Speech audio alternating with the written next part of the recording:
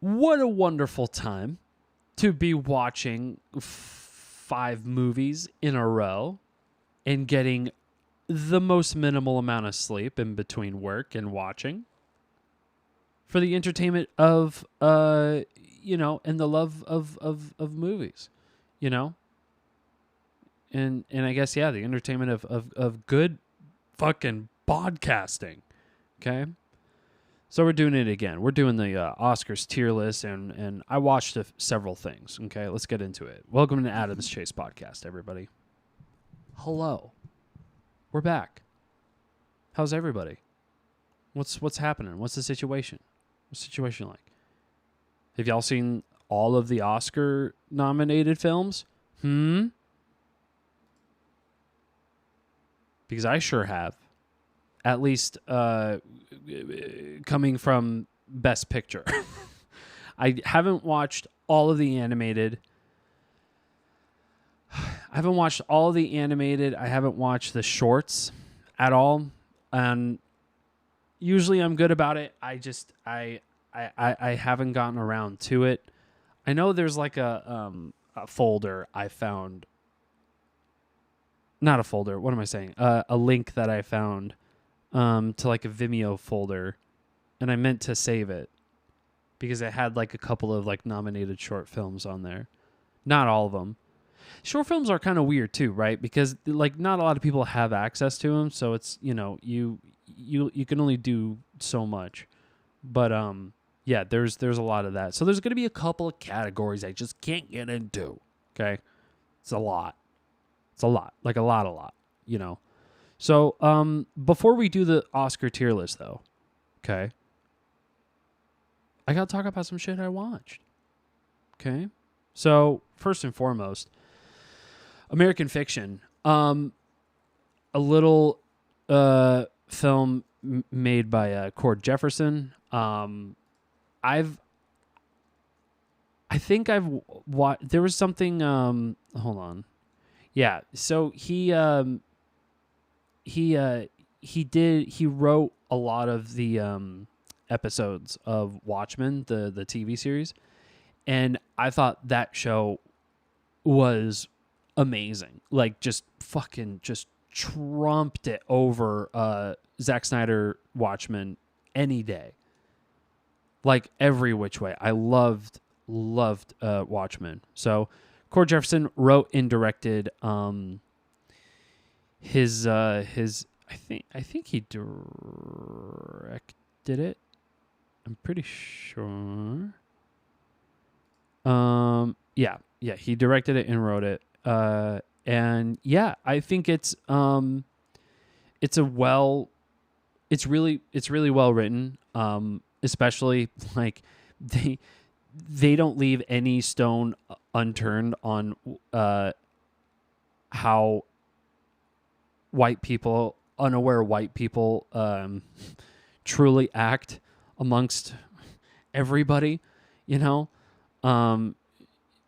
the African American community, and also like Native Americans even, and Middle Easterners, Arabs, all that. Like they're just, a lot of white people are no chill, coming from a half white, half Moroccan man as myself. I definitely see that. I definitely have seen and experienced some of that. But for what American Fiction is, it is truly it is truly like kind of a different perspective that I haven't really it hasn't been a perspective that I really like caught in mind in terms of like how like for an example, like through the lens of a writer and just being dedicated as just only like a writer, instead of just being like just completely, alienated to one section of the bookstore, which is just African American, authors and stuff until, Monk, the main character, played by Jeffrey Wright, stellar. I mean, this entire cast is stellar. Monk wanted to be a serious writer, and he wrote serious books, but he couldn't even get the respect from a bookstore, let alone a corporation, to just give him, the proper genre that the book that he wrote in deserves. So I just thought that was very interesting. But to talk about the cast, good God, you have all the crazy hits. You got John Ortiz as the book publisher. He's been in since I was a kid. I seen this dude. You know what I mean? I think in Robert Rodriguez films. I'm not too sure, but yeah, John Ortiz, shout out. But Issa Rae, Sterling K. Brown. I mean, come on. That's just like all the heavy hitters, and Tracy Ellis Ross too, who I think I've seen before, but her character, she plays as Monk's sister, and the film takes a really fucking dark turn that like Monk's character goes through, like, just by like big challenges in so many different ways, like throughout the movie, but like it keeps progressively like get bigger and bigger, in terms of like him not being treated as a serious author, and his sister, and then his sister dies, and then his mom gets she's suffering Alzheimer's, so she has to be put in a home because it is literally not safe for her to be taken care of by, people who aren't like nurses and shit like that. It's just, or doctors. It's just like, it's a whole different thing that you need help with, and it's impossible. And I think I thought the movie was going to be a lot more sillier than it was. That's why I was shocked that it was nominated for Best Picture, because for some reason, I don't know if it was like film Twitter just being weird about it, or I don't know, but like I've read in so many places that it is like depicted as like comedy, like just straight up like comedy. So I was worried that it was going to broach the Tyler Perry path of it, but it didn't. In no way it did. And it even poked fun at Tyler Perry too, which I thought was awesome. Yeah, I enjoyed American Fiction a lot. Enjoyed it quite a bit. I liked the writing. I like the directing was fine. Like I thought it was fine. I mean, I haven't directed a film yet, so I mean, the fuck do I know? You know what I'm saying? Like, this guy has been like he's ran TV shows. Okay, I'm sure he can figure it out. But yeah, I thought the directing, in certain circumstances, I felt like there was definitely a lot of like wider shots that could have been, I don't know, that could have been taken advantage of. I mean, you're right there at the beach. There's not enough like beach horizon, like wide shots and whatnot, just like of two people walking down the beach. I love a good shot where it's two people walking down a beach. Okay. Something about it feels right at home, I don't know. That might be a little weird, but whatever. It's a free podcast, baby. We're going off the rails, okay? Speaking of which, I don't know why I said that, because the next movie I watch is Maestro. I have no idea why Off the Rails have anything to do with Maestro, but it's a good movie. It's a good movie. I will say Maestro is a cool. Okay, no, hold on. Choose your words. it's an interesting biography, to say the least, about Leonard Bernstein, who is a phenomenal composer and even someone I was familiar with just by way of West Side Story, because, you know, growing up, that's like my mom's favorite film, and I liked it too. Of course, you know, it's a good movie, but yeah, I thought that his music was great and all that, and seeing a whole biography of him was cool and all. It didn't. There was, I mean, there's just not a whole lot of stakes. You know what I mean? There wasn't a whole lot of stakes. It was just like someone's state of mind, you know, and its follies and its ups and downs. And this is a guy who, like, he is so nervous to be alone, he has to go to the bathroom with the door open. You know, like he's the kind of guy who's very, very extroverted, you know, to a point. And I think it's beautiful. I think it's wonderful. And also, you know, very interesting to see it in the time period that it was in, like back in like the 50s, the 60s, you know, the 70s, and then the 80s. Like, you know, it kind of goes through the decades and whatnot. And I thought that was interesting. I thought that was pretty fascinating. It's just, it's a biography, you know, kind of in the same way that I felt about Oppenheimer. It's just like Oppenheimer, you know, and I've talked about this on my Mentor and I's podcast earlier, but it definitely just, like, biography movies, I don't know, like, I feel like I'm doing it a disservice when I say that, like, it's the least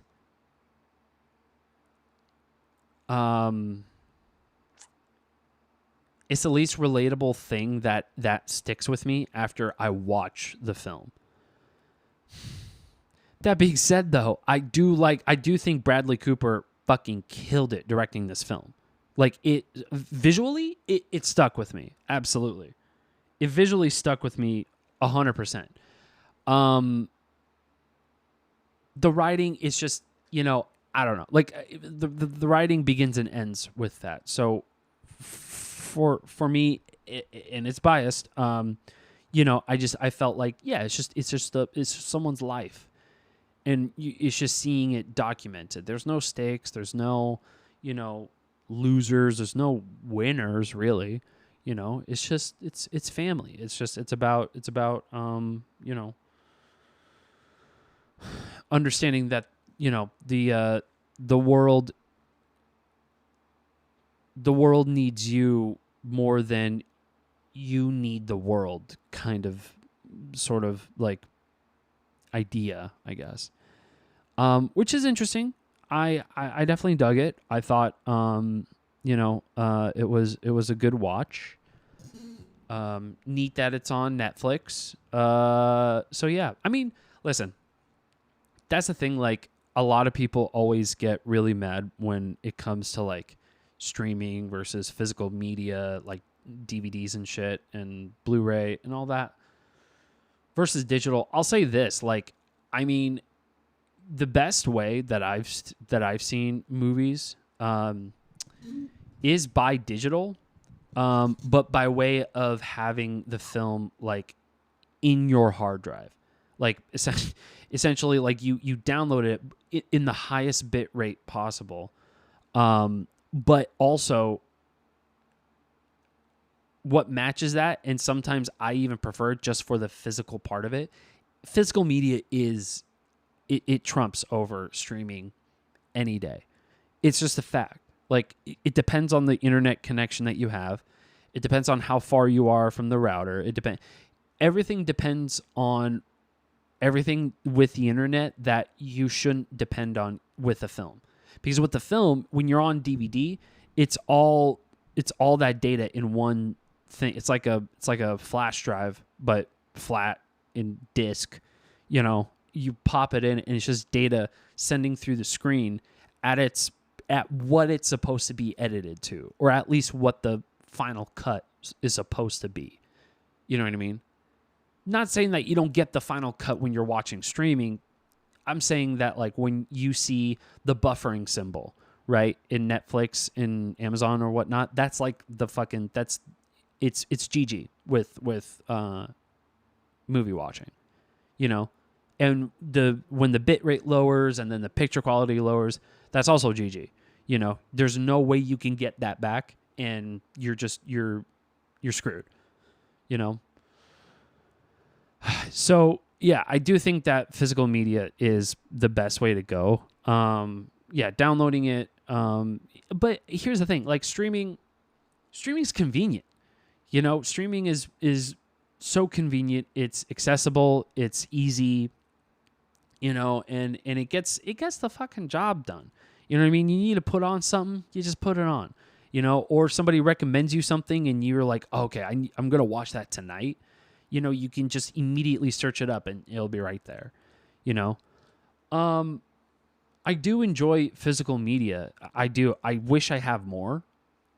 It's just, you know, growing up the way I did, I you know, physical media, it became more expensive as like, you know, the need and the efficiency and the cost saving idea of, you know, something like Netflix, like a streaming service, kind of outweighs just buying physical media. But yeah, I don't not have DVDs. I have quite a bit, but not nearly as much as I want to, you know? And I've definitely loaned some DVDs that I never saw get back to me.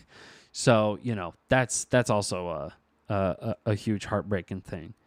So, you know, rest in peace, Best Buy, with the physical media section. You know what I'm saying? That shit sucks that there's no more of that. Anyways, moving on, okay, to the Holdovers. It's the next movie that I saw. It's a cozy ass fucking 70s movie, baby. That's just what it is. I love the shit out of this. It's charming. It's fun. It's a great premise too.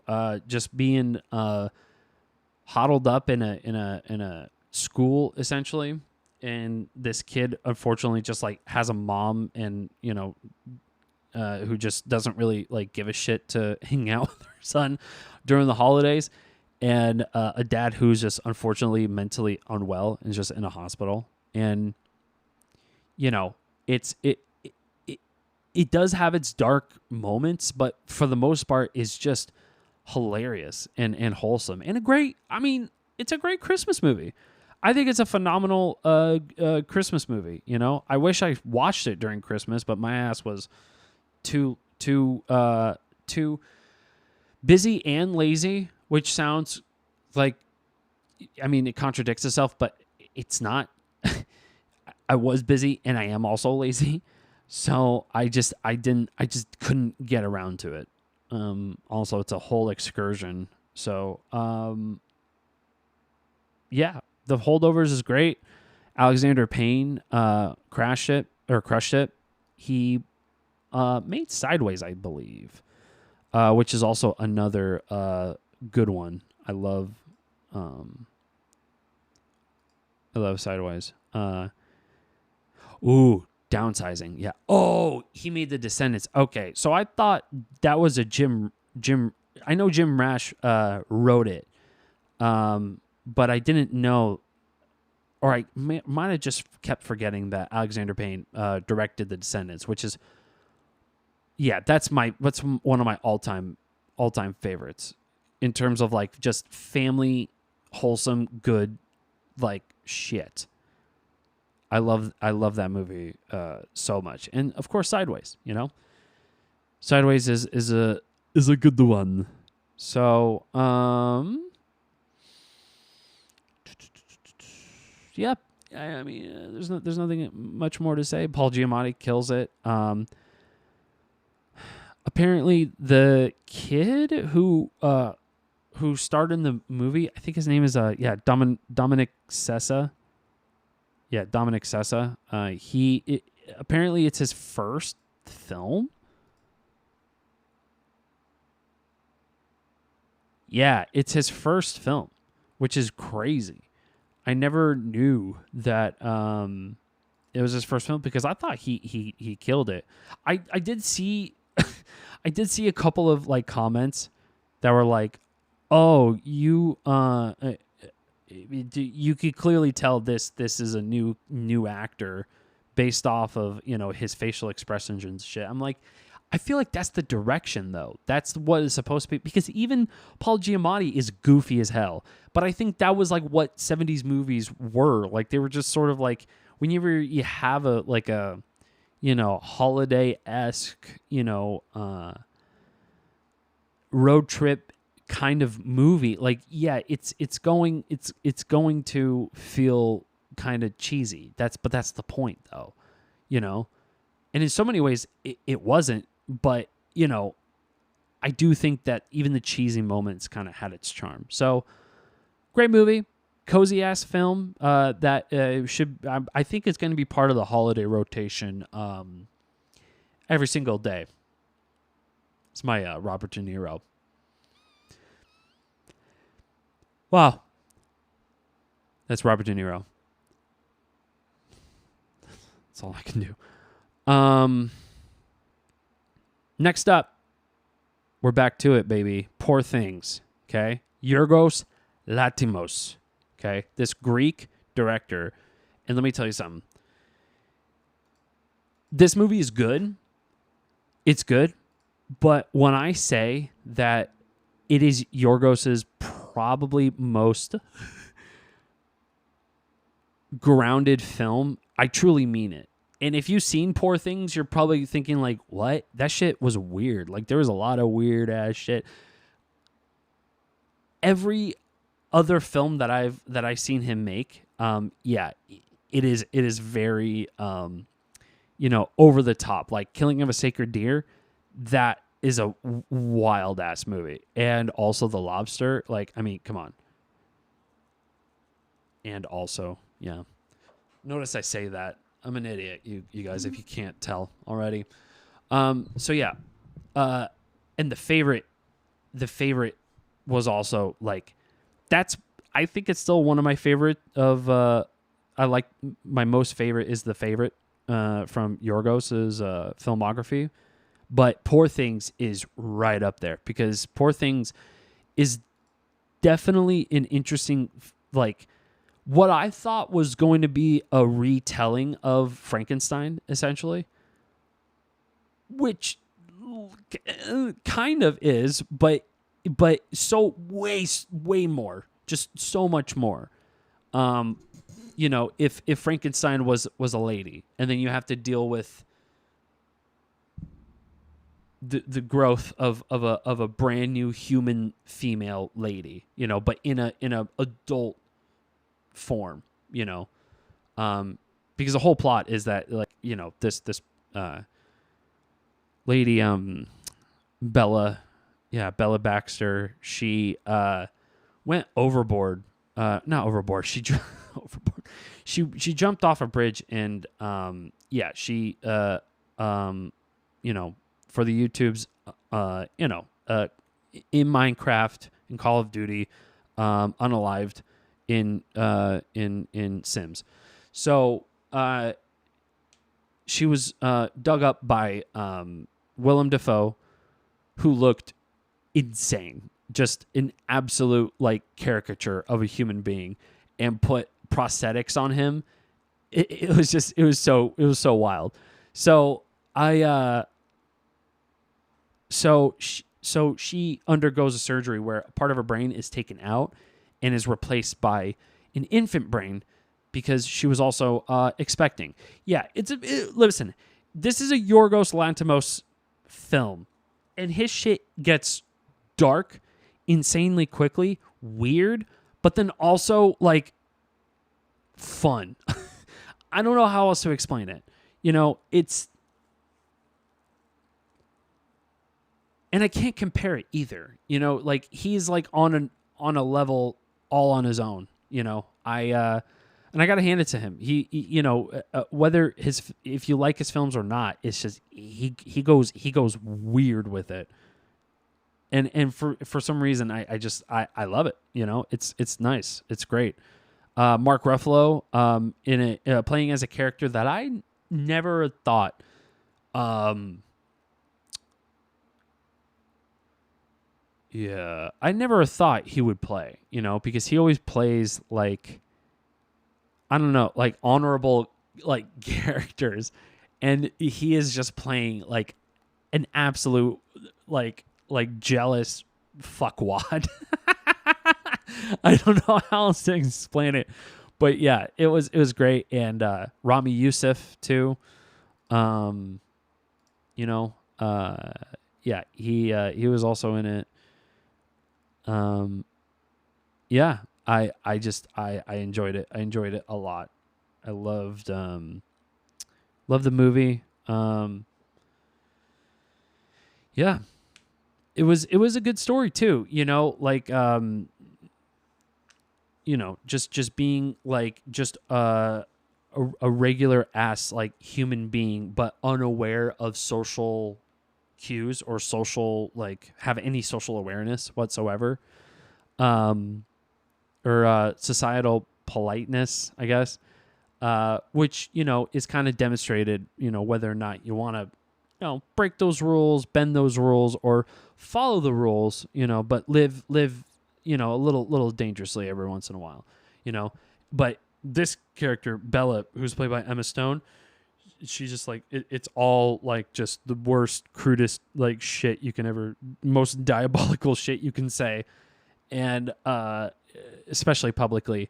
And it's kind of cartoonish in a way because like most of the time how the characters react are just like, oh yeah, like they just respond to it like as if it's like, when you watch it you'll understand. I just can't say because it's YouTube. What can I do? So moving on from Poor Things, great movie, loved it, enjoyed it, gotta have it, Cold Stone style. Killers of the Flower Moon. Just to wrap this up, 3.5 hours. I mean the movie, not this podcast so far. We're only 30 minutes in. Chill out. But Flowers of the Killer Moon, holy guacamole! It was 30. It was 3 hours and 30 minutes, and listen, I think Scorsese is a legendary filmmaker in his own right. Like the films that he's made, it's very hard, much like Edgar Wright and much like Tarantino and even William Friedkin, for that matter. There isn't a movie that I'm like, oh yeah, that's a big miss. That's a huge miss.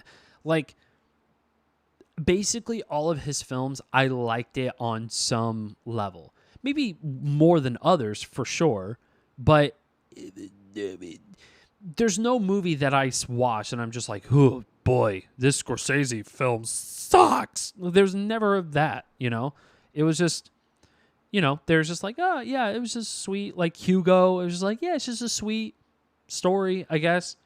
Visually, it looks fun, whatever. Right? Killers of the Flower Moon, I definitely feel like it is absolutely cinema. Like it's 100% cinema, and I do feel like it might be timeless. I just, the one thing, the only critique that I have, and I'm sure it was different in the book because I think it is based off a book. The one thing that I kind of wish that it nailed was the end, where they had like the news bulletin, like stage play kind of thing, where they just like show the news and act out the news and shit like that in an old, Mid-Atlantic, Nazi over, the war's over, like kind of that kind of shit. So seeing that was cool. I enjoyed it, but talking about like the white people, the villains of the story, who literally robbed Osage, should have the most minimal amount of you know explanation as to like what happened to them next, because it leaves off of like literally right after the trial. So with that, I wanted to see the after of just a short synopsis of that, but show the Osage, like show everybody in Osage, show Molly, show the chiefs, like like see her move and see her marry another dude, and have children and whatnot. Like I needed to see all of that, because I mean, fuck's sake, I'm already there for 3.5 hours. It's like I understand that like you got to wrap some shit up, but to just give like just even 2-3 minutes worth of time that just shows that like, Molly's at peace. She is living comfortably, and now she's in a not only better place, but in a deservingly better home, I kind of wish that I saw that, but I don't know if the book is different. I never read the book. So maybe that is different. Who knows? You know what I'm saying? But yeah, I think, also like the runtime isn't really that bad. It's not as bad as, certain runtimes that just do not deserve that. I actually enjoyed The Irishman. Like, I know that's 4 hours long, but I actually enjoyed it. I enjoyed it quite a bit. And I enjoyed Killers of the Flower Moon. Like, in no way did I feel like I was like checking my watch, but I did feel the runtime. I definitely did feel this runtime for sure. But it was still really good. It was great. Yeah, I thought it was great. Yeah, it's another Marty Scorsese's classic. The Marvel hater himself. I'm kidding. No, I mean, listen, Marvel is cinema. I know a lot of people probably disagree, and film Twitter would fucking light my house on fire. But it is in Minecraft, Call of Duty, Sims. But I do think that like there are plenty of parts of Marvel that are deemed very,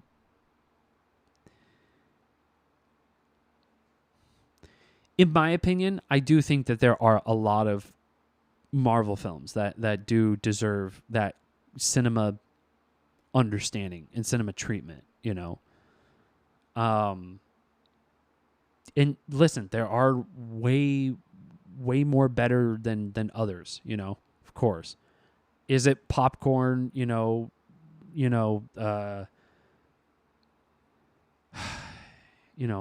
thoughtless three-head, kind of movies? Some of them, sure.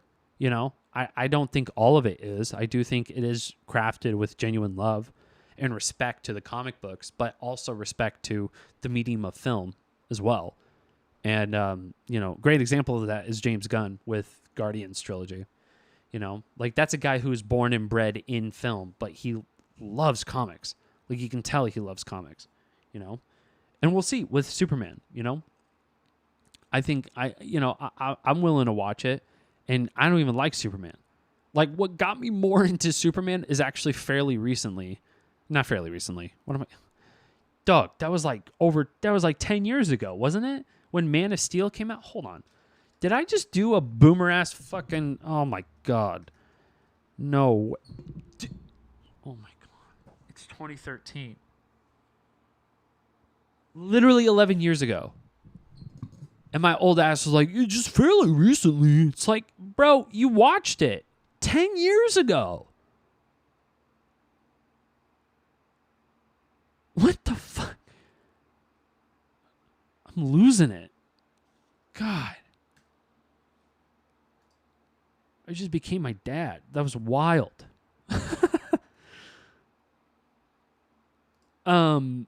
Anyways, yeah, that stun locked me. I don't know what the fuck happened. That was wild. So fuck, what were we talking about? I don't even know. Whatever. Killers of the Flower Moon's great. I enjoyed it. The FBI bit was cool too. I thought seeing the FBI, in the beginning stages and whatnot, and also Leo DiCaprio as a hillbilly is phenomenal. But just him like answering the door, and Jesse Plemons' character, playing the FBI agent, was just like, I'm with the Federal Bureau of Investigation. And he was like, Bureau Investigation? What's that? Is that private? Like, I thought that was perfect. It's just that's the Leo I know. I gave that performance 9 out of 10 Leos. Yeah, nothing. I mean, Lily Gladstone killed it. I loved her in Reservation Dogs. Yeah, and I've even watched that like YouTube clip of her and Willie Jack when Lily Gladstone's character was in jail, and Willie Jack visited her and stuff. I thought that was great. I thought that was awesome watching that. Yeah, she killed it. Everybody else in Osage and the language, I think is a beautiful language. I think it's great. It's phenomenal sounding. But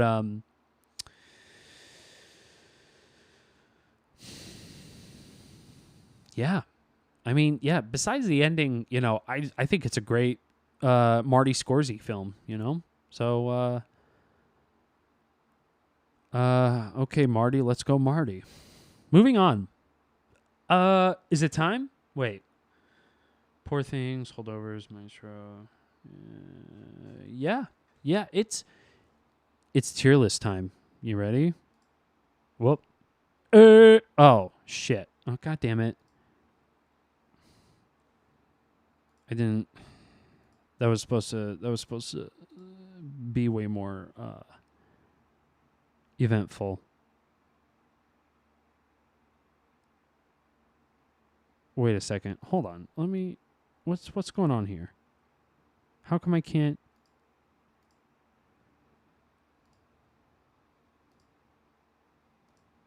Oh god damn it. Okay, there we go. Boom. Okay, we're doing an Oscar 2024 tier list, baby. So yeah, I guess it's going to be a little bit of a different tier list though. We're not doing like S tier on, S to whatever F tier on, every single category. So I found a tier list that is pretty good. I had to add 8 slots, so basically I had to add another half of this to complete it. Because they didn't add all the important categories like editing, makeup, production, sound, visuals, music, cinematography. Come on.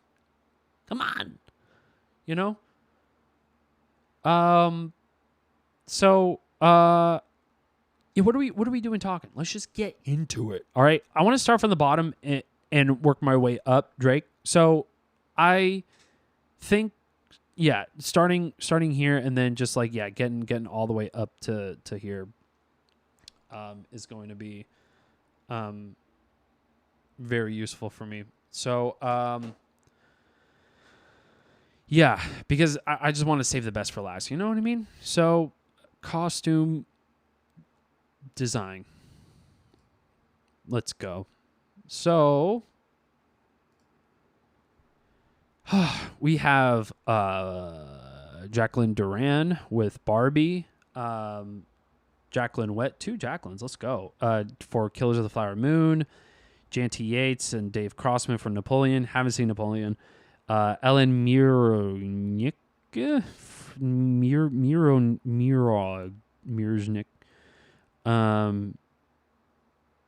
for Oppenheimer and Poor Things with Holly Waddington. So I gotta say, Poor Things really, I don't know. By the way, I don't know if you could tell by the time, but I'm doing this like I think the Oscar red carpet is starting right now, or I guess maybe the ceremony starts right now.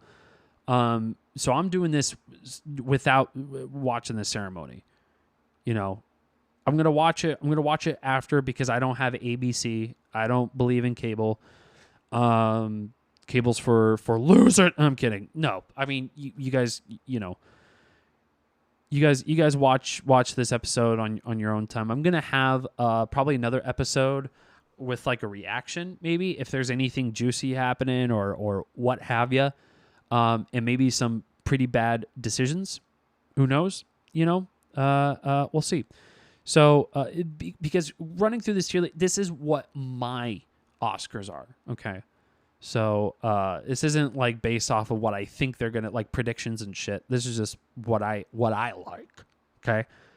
So costume design, let's go. Poor Things, I think, is the one that takes it for me. Without having to see Napoleon, based off of the other three that I have seen, the other four I have seen, I think Poor Things took it. Barbie did a phenomenal job though with all of like the different outfits of Barbie and shit, which is wild because like I remember my sister like seeing her collection of Barbies and like other like clothing and stuff like that with it it's kind of wild to see it. It was just like they really did a good job paying homage to literally the tiniest outfits for plastic figures. Is just, remarkable. So anyways, shout out, it was good, but Poor Things, like that everyone's outfits were fire and also weird. I don't know how else to explain it. It's just, it's very, very job well done. You know what I mean? So, Yep. Costume. All right. Cinematography. Director of photography. DP. All right. Okay. Haven't seen El Conde. Killers of the Flower Moon by Rodrigo Prieto. Matthew Libatique with Maestro. Hoyt van Hoytema with Oppenheimer, and Robbie Ryan with Poor Things. I mean, I feel like, listen, like I do think that Hoyt, because I think he was a DP for Nope and a few other films that I'm trying to remember. But I think he's worked with Nolan before. Oh, yeah, he did Interstellar, I think. Oh, God. Adam. Jesus Christ. I gotta look now. I gotta look because I don't know,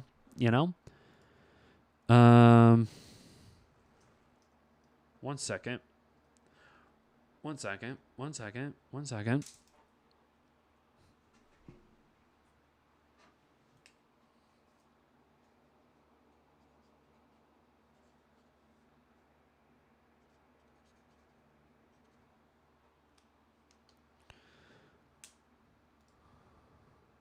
He's the Dutch Swedish director of photography.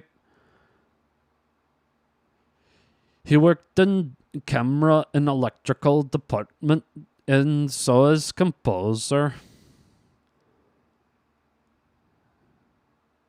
I think my Swedish kinda sounds like Scandinavian, but it's also kinda similar. Yeah, he did do Spectre and Interstellar. Which, I mean, listen, I know a lot of people didn't like Spectre. I kind of liked it. You know, I thought it was fine. You know, I thought it was good. So yeah, he did a lot at Astra. You know, he did quite a bit actually. Her, wow, that's crazy. Yeah, yeah, he did quite a bit. So shouts out to Hoyt van Hoytema. But I don't know if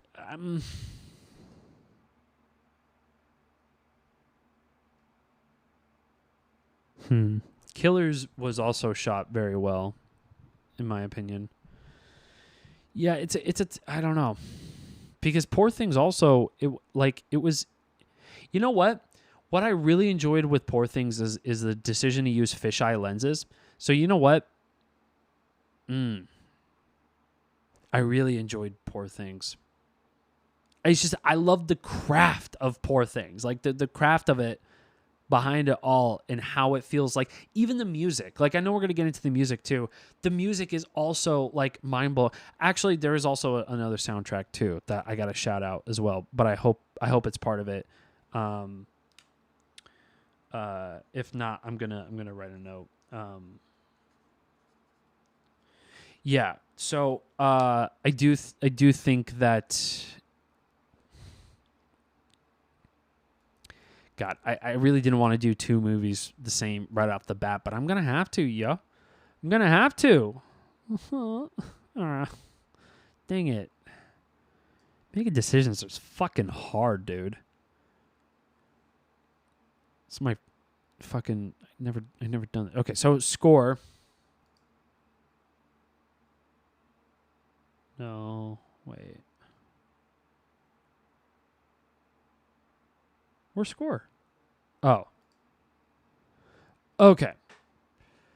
Laura Cartman with American Fiction. John Williams with Indiana Jones. Oh, boy. Oh, no. Robbie Robertson with Killers of the Flower Moon. Ludwig Göransson with Oppenheimer, and Justin Fendrix with Poor Things. Listen. Fuck. Okay.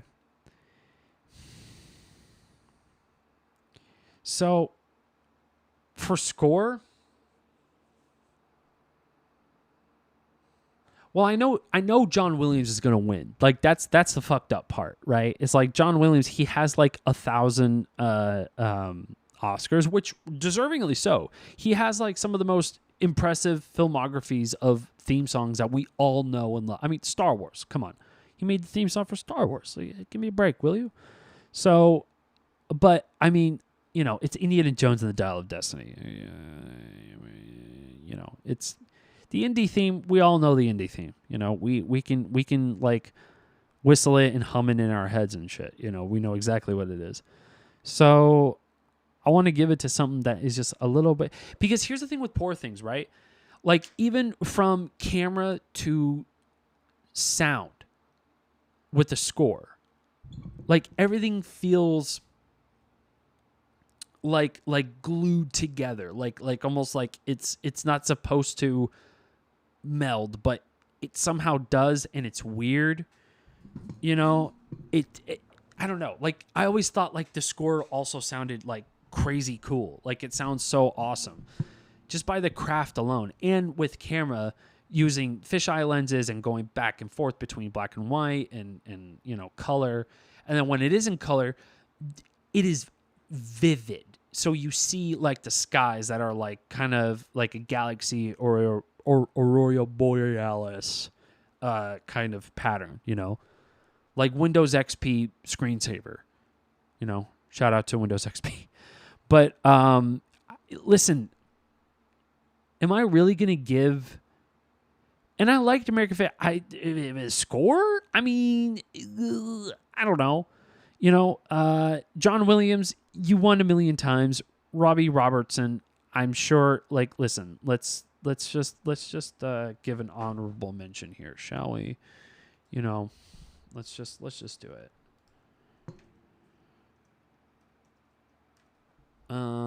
Robbie Robertson, known for Killers of the Flower Moon, composer. He did The Irishman. He did Wolf of Wall Street. Oh, so he worked with okay, so he's a Scorsese man. Okay. Well, still an impressive thing. Gangs of New York soundtrack, I will say. Slaps. It slaps hard. Just in the beginning, the first 10 minutes of Gangs of New York. If you don't tell me that isn't like the hypest fucking score you've heard, I mean, you got to get your head checked. That's wild. You know? It's crazy. Okay. Moving on. Okay, well, first off, Poor Things yet again. You know what I mean? Like, score is just it gotta, man. I don't know what else to say other than that. You know what I mean? It's just come on. So, all right, we got score, visual effects. Let's go. Creator, okay.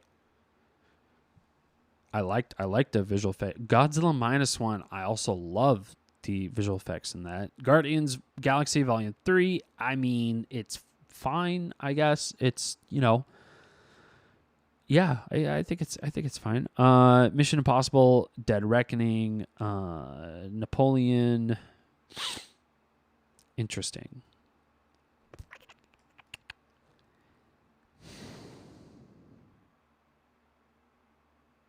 The Creator was really good because what I loved about The Creator was that it looked like it was shot for $100, like $200, like $150 million. But I think it was like way below that, I'm pretty sure. So yeah, it looks great, and it used every resource that it could to look the way that it is. So I appreciated that. But Godzilla -1, I feel like, I mean, come on, that's a yeah. I think that's the one. Yeah, I think that's the one. Yep. Okay. Because we gotta get a move along. It's almost an hour, bye.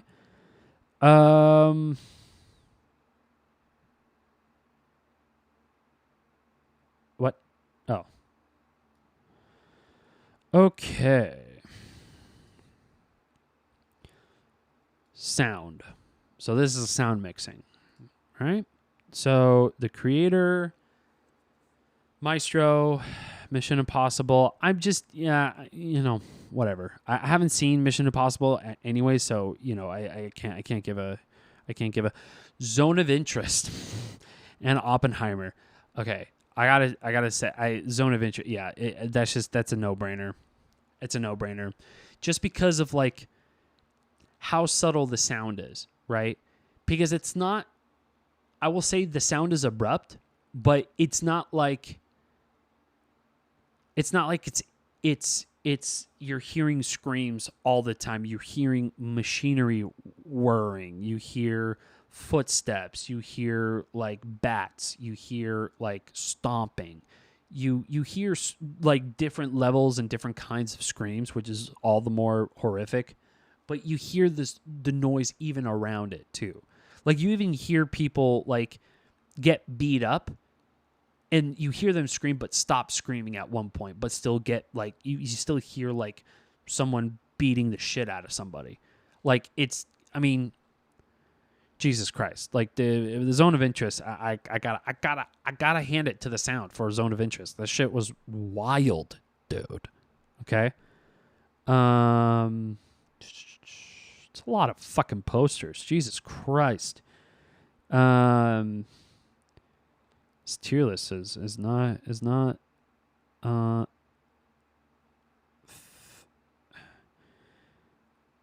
as organized. Oh, there it is. It's like the half fucking black poster. Poster could be a little bit better, I ain't gonna lie. But Jonathan Glazer, I ain't got no smoke with you, Production design. Okay, I got it. Listen. I was hoping that Poor Things was getting nominated because, I mean, I gotta say, I think Barbie will definitely win by a long shot because like the amount of work that it takes to craft Barbie World the way that it did, I'm sure is a fucking feat in of itself, which I gotta hand it to them. Like they did a job well done. Poor Things though, man. Like the production design on Poor Things, it looks like a Tim Burton film with its production design, but way more, like I don't know, like it's a little more elaborate. It's a little more, it's a like it fit with the aesthetic of what was shooting. Not saying that Tim Burton didn't do that. It's just Yorgos nails it every single production that he's in, whether it's like The Lobster or The Favorite. Like The Favorite is period accurate for sure, but only to a certain extent. You know what I mean? Like they'll throw in like random shit here and there, that probably usually doesn't go or belong, which is exactly what Poor Things was. Is that like it's like different times and in different places, and it's kind of like out of place from one another in each place that they go to, whether it's like, supposed to be Athens or London or whatever. It all just looks kind of not cartoonish, but like, yeah, just surrealistic. So, man, and shout out to the production design on the Old Town for Killers of the Flower Moon. I did read somewhere that they did build that, which is fucking insane. So congratulations. That's job well done, y'all. Haven't seen Napoleon. Sorry. Oppenheimer. Yeah. Ruth DeJong. I think they were in another. I think they worked with Nolan a few times. But yeah, man, I gotta say, you know what? I'm gonna put Barbie with it because it's my tier list. But I'm gonna put Poor Things first, and I'm gonna put well, then I have to give it to everybody. No, fuck it. I'm just gonna keep it to Poor Things. I was gonna give it to Barbie as well because I do think Barbie is definitely like worth mentioning just on the production side alone. Or sorry, the production design alone. Like the art department, I know had a great time with it, but that was a lot of fucking work. Like that's an insane amount of work. Same with Poor Things though.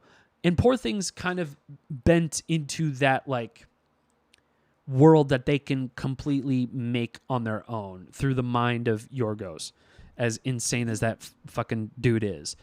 So I have to keep it fair and I have to keep it simple. I gotta give it to Poor Things. Okay. Makeup and hair. You know what? If Barbie is, because I will give it to that because it is perfect in Barbie. Oh, they're not? Oh, interesting. Oh. All right. Well, Poor Things was also great. Golda, I don't know. Hold on. Let me do some reconnaissance here. Golda. It is a Guy Native joint written by Nicholas Martin, Helen Mirren. Okay.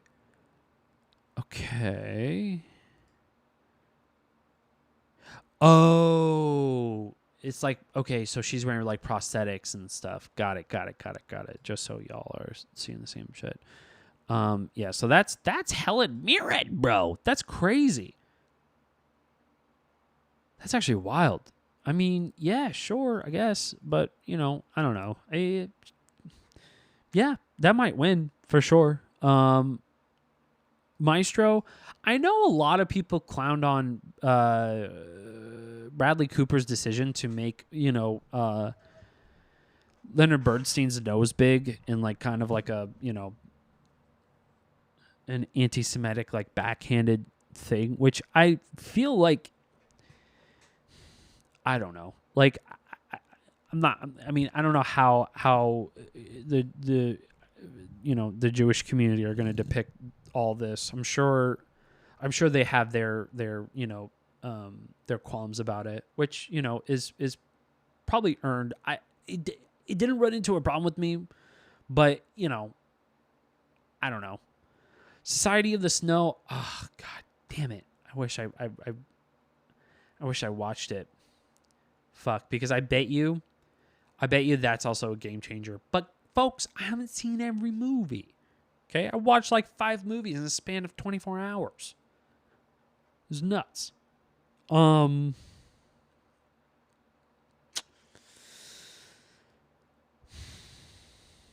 Because I only watched the Best Picture nominateds.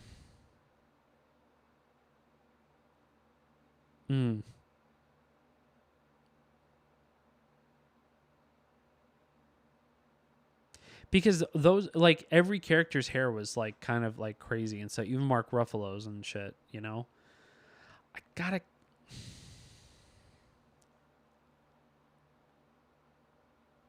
Yeah, I'm just gonna give it a Poor Things. It's a Poor Things sweep, ladies and gentlemen. Jesus Christ. Now, do I think it's Best Picture? You gotta stay tuned. After a word from our sponsor. No, we don't have any of that. We're a free podcast, baby. So editing. And that's going to be the last of like the departmental categories. So editing. Anatomy of a Fall. Oh. By Laurent Seneschal. The Holdovers by Kevin Tent. Killers of the Flower Moon by Thelma Schoonmaker. Wait.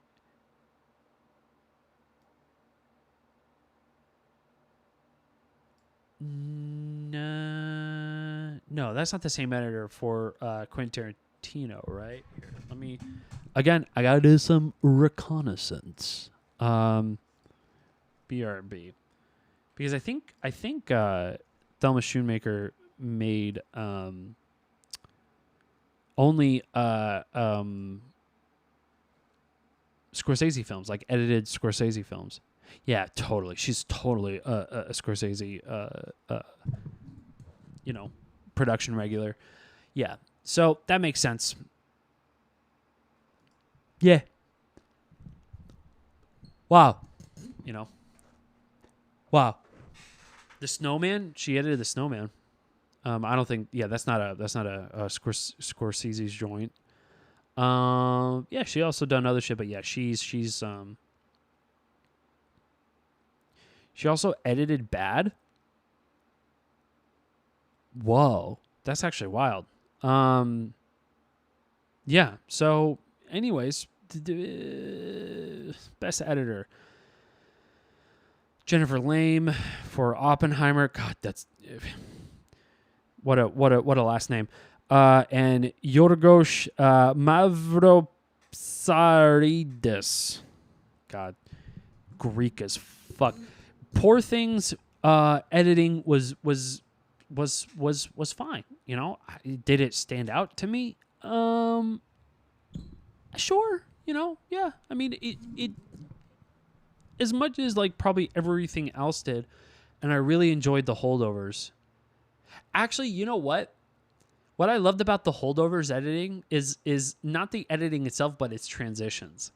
So I do appreciate a good dissolve with a transition, and I wish dissolves are still a thing, you know. But it's not, and it looks so weird when it's like digital and stuff like that, you know. I mean, it is shot on digital. They just like put in like a lot of you know, filters, I guess, or like weathering to make the film look a little more grainy. But yeah, I feel like for a time period like that, for a film like that, you can get away with dissolves, and it looks so good, and I love it. I love a good dissolve. Anatomy of a Fall, now I do enjoy the editing with that because the editing is abrupt, but it makes sense because of all the things that like you're supposed to be led to believe, kind of just switches it on you, you know, and you don't notice it until it happens, and you're like, wait a second, were we supposed to fucking finish that scene? What just happened? You know, there's so many of those situations, in my opinion. So I gotta give it to Anatomy of a Fall. So I think it's on the top. Yeah. Wait, is it alphabetical and I just don't know my alphabets? Probably. Anyways, best actor in a supporting role.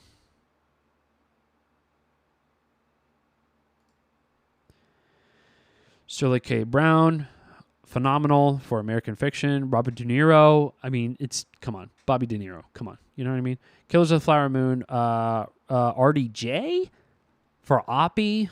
Ryan Goss for Barbs, and Ruffalo for Poor Things. I gotta say, Mark Ruffalo fucking killed it in this film because it's a role I never expect him to be in, like at all. Like he came out of fucking nowhere with that role. And I love Ryan Gosling, but I mean, and I do think RDJ did phenomenal too as that one dude, you know, in the when they cut to the black and white, like, you know, legal drama shit, you know, procedural shit. I liked it, and Sterling K. Brown's just a legend, and man, I would, you know, oh fuck, because he was really good in American Fiction.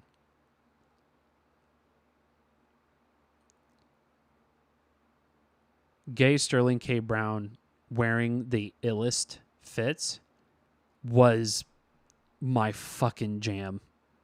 I love that shit so much. Just by that alone. Man. And he went deep too. I know I'm just kind of memeing, but like he went deep with his character. And I loved that and I appreciated it. But I mean, and Mark Ruffalo and Ryan, I guess all of them, right? Whatever. But, you know, it's just Mark Ruffalo, like, it did a complete 180 for me. If Mark Ruffalo was nominated and it was like another movie like Spotlight, you know, just getting to the bottom of things, and you know me, I love getting to the bottom of shit. You know what I mean? That's my jam.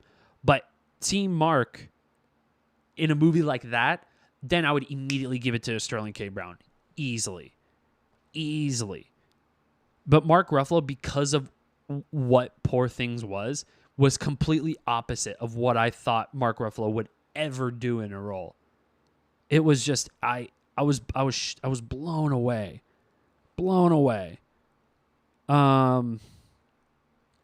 Man. All right, I got to give it to Mark Ruffalo, but honorable mention to Sterling K. Brown, because that dude smashes it. I don't know. God, it's just like he's like they're all thespians, but Sterling K. Brown, he's like a classically, and I saw him in Biosphere, who, like, his comedy is so wonderful and it's so good. I know he was in Brooklyn Nine-Nine. I never watched it, but I can imagine he was hilarious in it, you know? And so his comedic timing is also phenomenal in American Fiction. Just so well done. So honorable mention to Sterling K. Brown. Shout out to him. Mark Ruffalo, I mean, fuck, he killed it. He goddamn killed it, man. It's just it's oh, wait, is there a picture of the Rough? Where's the Rough?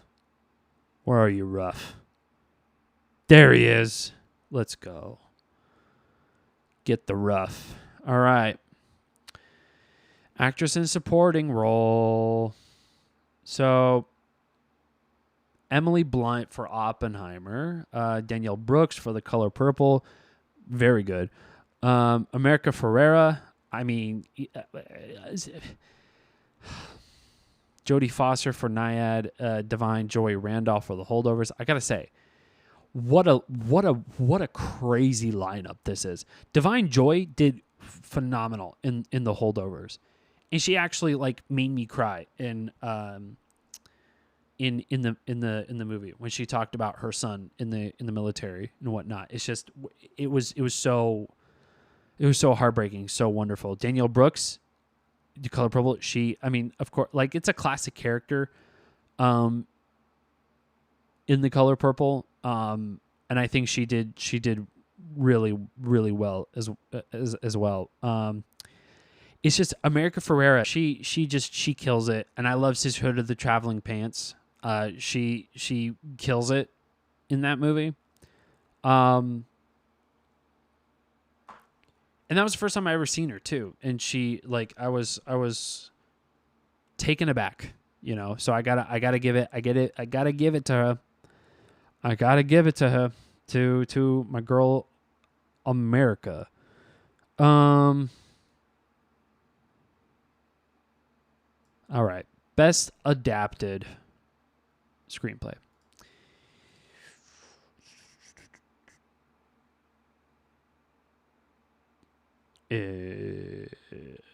Why am I not seeing this?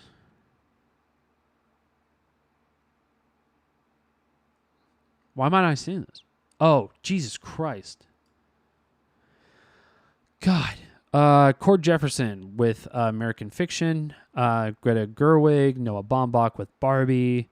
Chris Nolan for Oppenheimer. Tony McNamara for Poor Things. Jonathan Glazer with Zone of Interest. I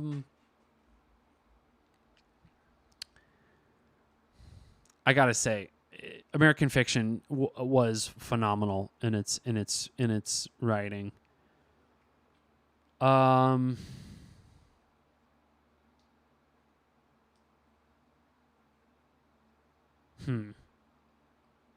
Yeah, I gotta give it to Cord Jefferson. I mean, he's just a phenomenal writer, and that was just it was just a great script. I enjoyed the fuck out of that movie for its story and for its wholesomeness, you know, for what it is. Like, yeah, the last 20 minutes with it, like kind of doing the whole like zoom out thing. Oh, let's reverse that back. Let's rewrite the ending a little bit. You know, I was like, yeah, all right, you know, but for the most part, everything else I fucking loved with American Fiction. I thought it hit all the points it needed to without overdoing it and without being contrived. And I thought it was very, very well done. So adapted screenplay goes to American Fiction. Cord Jefferson.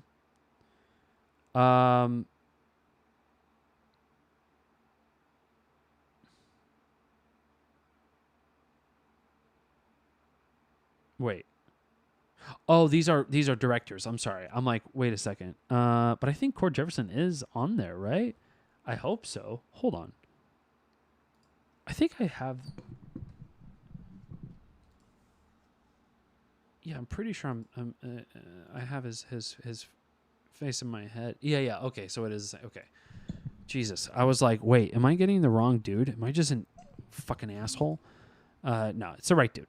So yeah, but that's for directors. Let's see, American Fiction's up here, right? Yeah. Okay. So best adapted goes to American Fiction, original screenplay.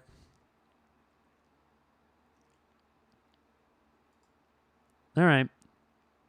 Yep, it can freeze. That's fine. That's whatever. You know. Okay. We're back. So, yep, American Fiction goes to that. don't even know what the next category is going to be. God damn it. Okay. My computer is just running hot right now. Original screenplay. Good God. Get it together. Anatomy of a Fall by Justine Triet and Arthur Harari. And The Holdovers by David Hemmingson. Maestro by Bradley Cooper and Josh Singer. May December, haven't seen it, by Sammy Birch. Story by Sammy Birch and Alex. I was gonna say Mechanic, but there's no way that's his last name. Mechanic.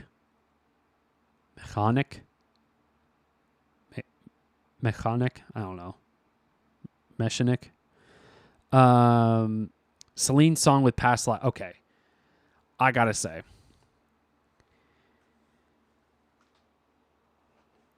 Probably the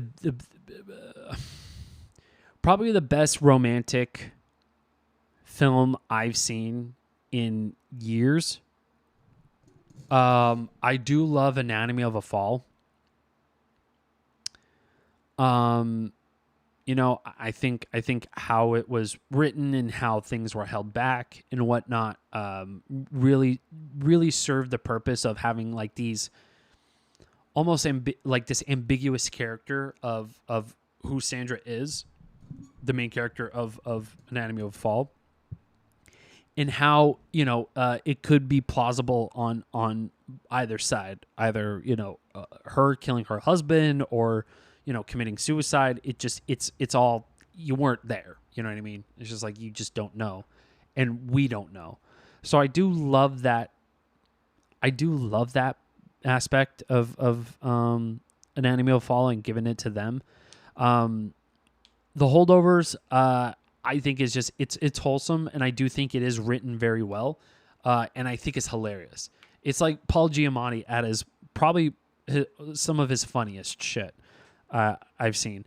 Maestro, it's a biography, so it's hard to make something not like. Depending on how interesting the biography is, it kind of speaks for itself more than what the writing is supposed to serve, because the writing is supposed to serve like the story, right? But the story is the subject for Maestro, and for a lot of like even Oppenheimer and shit like that, which is kind of wild. It's not nominated, but whatever, that's fine. Past Lives, get out of here. Like the best fucking thing I've watched that made me cry as a man, as a full grown man, bro. It's Past Lives, 100%. So I think Past Lives nailed it for just how it threads all the stories together, and also the reversal of falling into those romantic tropes it was just job well done.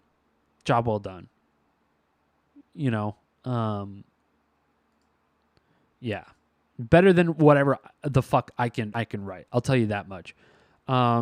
Best director for sure. I mean, any of these people are better writers than me. I mean, what the fuck am I saying? And I'm not trying to put myself down. These are people I look up to. They're clearly better writers than me. Best director. Directing. Anatomy of a Fall by Justine Triet.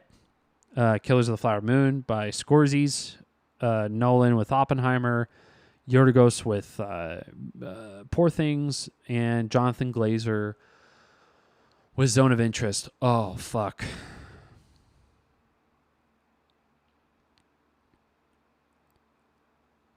Yorgos directed the shit out of Poor Things, for sure. I do... I gotta say, Scorsese, his he nails it every single year, but it's just not every single year. You know what I mean? It's like whatever film he makes, it's always going to be like your biggest your biggest chance of him winning an Oscar.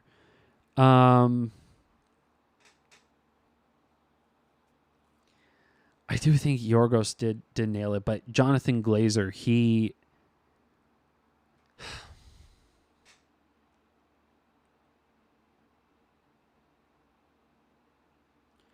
because I gotta say, I know I said what I said about Zone of Interest, but as I thought more about it, my supplemental thoughts is that I feel like Jonathan Glazer's point is to make me feel the way that I feel when it comes to like seeing a Nazi in a humanized way. But also, just by like looking at like screenshots and stuff, afterwards, just kind of getting a refresh, I realized that like a lot of the things that is shot with, the Nazi is very isolated. It's like he's by himself most of the time. And when he is with somebody, he's either talking about diabolical shit, doing diabolical things, or him, on the opposite side of that coin is him appreciating his family, just being a father, which is conflicting because it's like it feels like it's humanizing, but it's I don't think it is. And I'm more than certain that's not Jonathan Glazer's like intent. There are those feelings provoked because everyone's a human being at the end of the day. But at the same time, 6 million Jews, that's not something to just be like, meh, who cares? It's like the story's pretty crazy. The story's pretty wild. That's wild. This is like the story is wild, but it's a wild thing to not at least include. And they did include that with the end. And I was worried about it too, because how it was going to end, I was scared that it was just never going to have, but it did. There was definitely a resolution to it visually. And I think that's what earns Jonathan Glazer best direction, in my opinion, is because he shoves it right back in the face of just like, yeah, no, these bastards fucking failed. And this is how they are reduced to. They're reduced to the fact that we are going to remember the victims for the rest of time. And we will never, Nuremberg will be for, the fucking history books and shit like that. You know what I mean? Like, like all that shit post World War II, Hitler and all that, unaliving, like, yeah, that's all going to be part of the books. But like having, like a whole Auschwitz like museum and stuff and showing it really kind of cemented the fact that like even with history can really make people progress and become more powerful. And that's exactly what it did by just a simple scene of, or I guess collection of scenes of janitors just cleaning the museum, but speak so loudly to how diabolical and evil and horrible the Nazis were. Jonathan Glazer nailed it. Johnny Glaze. Let's go. What does he look like? Is that... I think that's him. Yeah, I'm pretty sure. Ah, fuck. I don't know. 1 second. I hear these names all the time, but it's always impossible for me to put faces on them because I also don't catch these live. I don't usually watch the Oscars live. Oh, it is the same guy I thought of. Okay, so I was right. Okie dokie. So Jonathan Glazer is Best Director, baby. All right. Best Actor. Oops. Bradley Coops for Maestro. Coleman Domingo for Rustin. Haven't seen it. I should. It's on my list. Paul Giamatti, The Holdovers. Cillian Murphy with Oppenheimer. Jeffrey Wright with American Fiction. Now, Jeffrey Wright, I known Jeffrey Wright since I watched his movies. You know, yeah, I've always been a huge fan of Jeffrey Wright, and yeah, I think he's a phenomenal actor, and in my opinion, best Commissioner Gordon, you know, in the Batman. I think he nails it, and my favorite role of all time is him in Skyfall. No, not Skyfall. Casino Royale, when he plays for the FBI. He goes to James Bond. He's like, "I'm bleeding chips. Play my game. Win." It's like I love Jeffrey Wright's delivery on everything, and I do think he's hilarious too in American Fiction. So I don't know. Like I just by way of just knowing how Jeffrey Wright is powerful as an actor. I'm not familiar with Coleman Domingo, and I'm embarrassed to say that. I know I probably should because a lot of people speak highly of him. Bradley Cooper, I always know he's a phenomenal actor. I don't know if him playing Maestro, if him playing Leonard Bernstein is, you know, indicative of being a great actor. I feel like a great actor embodies the character the way that the script intends. And I feel like between Paul Giamatti and Jeffrey Wright, I mean, I gotta give it to Jeffrey Wright. You know, Cillian Murphy, he kills it. He's kills it, Cillian Murphy, bro. You know, we always love Cillian Murphy.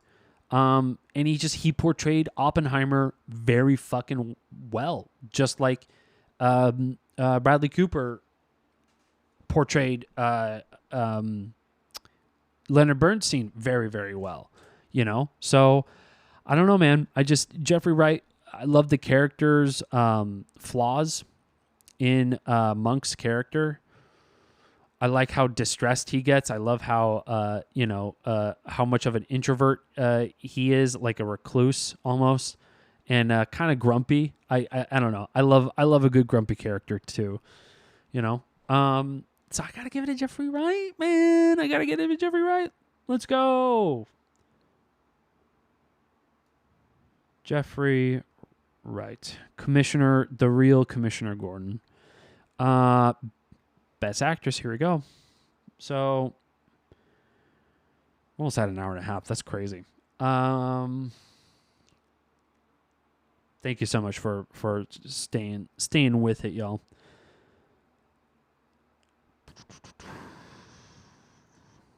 Yep.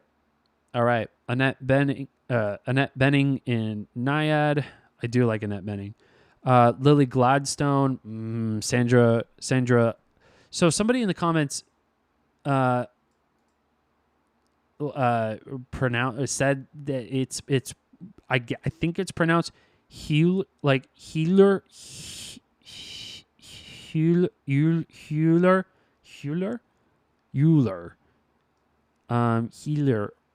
It's like you're supposed to like close, like there's got to be like a small gap in the mouth. Healer. When you say it. But I love this actor. She's came out of fucking nowhere for me between Anatomy of a Fall and Zone of Interest. So I mean she's really good. Emma Stone, I mean, she killed it in Poor Things. You know, she killed in Poor Things. Carey Mulligan, she killed it, you know, in Maestro. Lily Gladstone, she killed it as well. It's just, again, it's the thing of portraying other, you know, like historical figures. I don't know if Molly is a like if this was like historically accurate, I don't know, but it does feel like it's a bit of a depiction of history. And that's not to say that Lily Gladstone isn't. I mean, she deserved the golden. I think she won a Golden Globe. Yeah, no, she did win a Golden Globe. I'm pretty sure. And she deserves that. And she might win an Oscar this year for sure. But I got to say, Sandra killed it. She killed it. She killed it in Anatomy of a Fall. Like, I never seen somebody in so much distress yet also portray in a few ways and how it's like she's a little mysterious, like almost aloof in a way. And you're just like, wait a second. Just 3 scenes ago, I was perfectly I was agreeing and coming to grips that like you probably didn't do it, but now you seem like sus to me? What is wrong with you? Like, and she's really good at bouncing that back and having the humanizing aspect of being a mom and just trying your absolute best and shit like that. And it ends the way that it ends is just it was perfect. And Sandra killed it, just through and fucking through, from the beginning all the way through the goddamn end. So I gotta give it to her. I gotta give it to her. You know, it's she killed it, especially in the courtroom scenes and stuff. I mean, she just she delivers. All right. I'm glad we're I mean, I gotta pee. I've been needing to pee for like 40 minutes, and I'm hurting now. So let's wrap this shit up. So best picture time. Best picture time. All right. We know the nominations. I don't need to run through them all. Because I said it before, and I'll probably say it again. What I love about these movies is that, like, the fact that there are so many like good original films, and I even adapted screenplays, they feel original in a way that like it doesn't feel like there's just a lackluster lineup. I mean, every lineup has a couple bangers and that's it. This one has a lot of bangers. Like a lot, between Zone of Interest, Poor Things, Past Lives, Maestro, Killers of the Flower Moon, Holdovers, Barbie, Anatomy of a Fall, American Fit. Like, they're all so great. And if I have to get like what I think Best Picture, I mean, it even showed with Twitter and all that Oppenheimer's definitely going to be the one to probably take it home. I was thinking Barbie.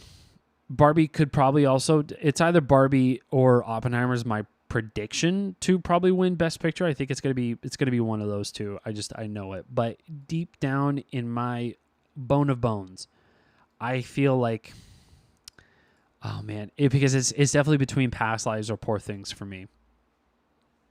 Zone of Interest was great. It really was great, but it was more great in the terms of direction than really overall like phenomenal picture.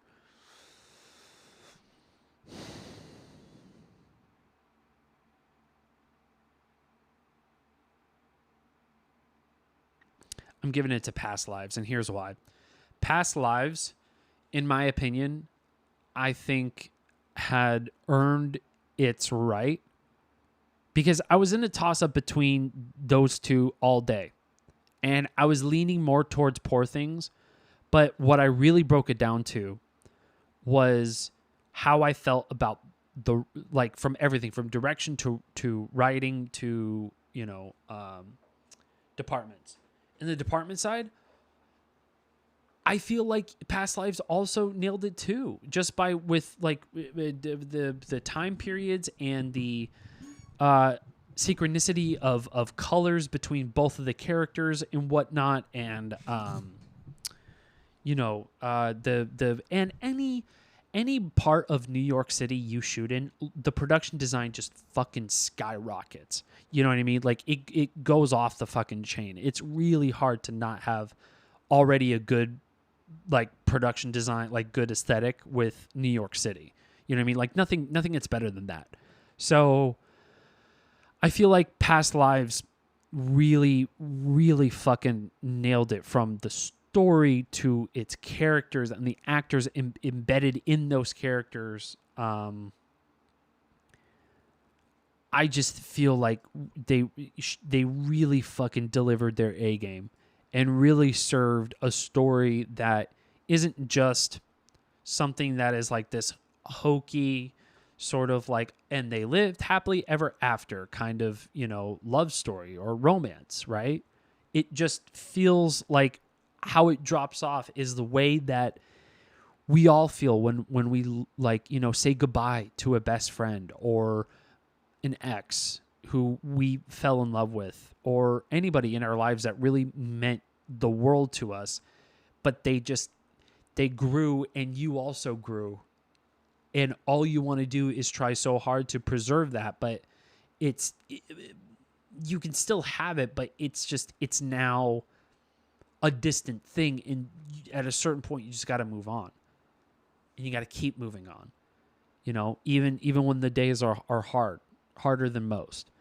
So I loved everything about it with Past Lives. So I gotta hand it. It's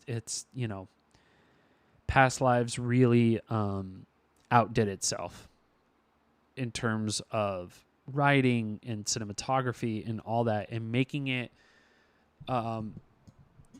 Celine Song's first feature is unimaginable. It's so crazy to me. It's so insane and very inspirational, and I love that. I mean, I don't know about y'all, but I this list is looking pretty good. So, I hand it. I mean, listen, Poor Things made a pretty good sweep. They made a pretty decent sweep. All right. So, that's been about it. Ladies and gentlemen, that's all the time that I have. Thank you so much for participating. It was a lot of fun watching all these Oscar nominated films. It was a lot of fun, and there's still more I haven't watched, clearly. And I know there's an animated feature. The only one that I watched is Across the Spider-Verse. And I just feel like that's silly to just be like, I'm just gonna give it Across the Spider-Verse. It's the only one I watch. It's just, come on. There's Boy in the Heron. That's a Miyazaki film. I'm not gonna just shit on something that I haven't seen yet. It's just like that. That's wild. So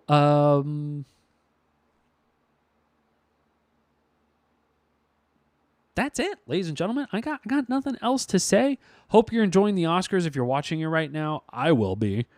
Hopefully, if there's like a live stream or something. But yeah, other than that, that's about it, ladies and gentlemen. Thank you so much. I appreciate you. I love you. I hope you're feeling good. Hope you're feeling strong. And I'll see you next time. All right. Bye-bye.